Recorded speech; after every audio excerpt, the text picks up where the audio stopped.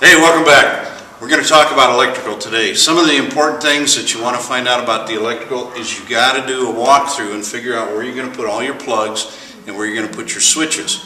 One of the things that will happen is you're going to have what's called a home run.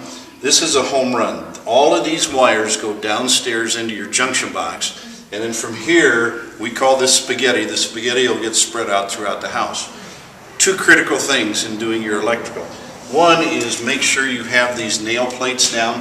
These nail plates are something that if a nail should happen to go through the drywall or through the wood, it's not going to penetrate your electrical. So you want to make sure that you have nail plates down. The other one is, for insulation purposes, have expanded foam. Any place we go through the wall, if you'll notice around the electrical box here, we will foam around all of those. So what happens is, if there's a draft somewhere in the house, it comes through the wood, it'll come through these little holes where the wiring is drilled, and then it'll go throughout the house. This stops that from happening, so it's another insulation factor. So not only do you have the insulation here, you've got the insulation board behind here, and on your outside walls you've got your fiberglass insulation as well. But with the wiring, critical to figure out ahead of time where you want the can lights, whether or not you're going to have pendant lights, whether or not you're going to have ceiling fans. If you have ceiling fans, let me see if we've got one in here. We don't, yeah we do, up here in the corner. Let me get up there. If you notice up here, this is set up so that you can put a ceiling fan in, and notice how it's bolted right to the ceiling joist. We want to make sure that those are firm and that you're not going to get the wobble and it's going to fall out of someplace.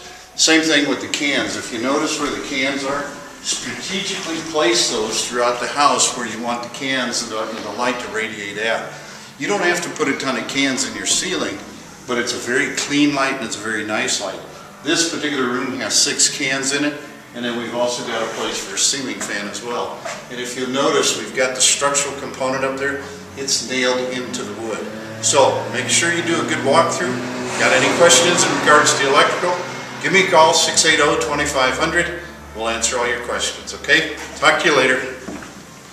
Hey, one more thing about the electrical I want to point out. This is your junction box. If you're going to finish out your basement, notice all of these blank spots right now. These will be filled up. Make sure you label each breaker as to where it's going to go, because if you have to pull one out or you got an issue with a particular switch or an outlet, you can come right to that outlet and say, okay, we got to fix this one. You can pull it out. It's real easy.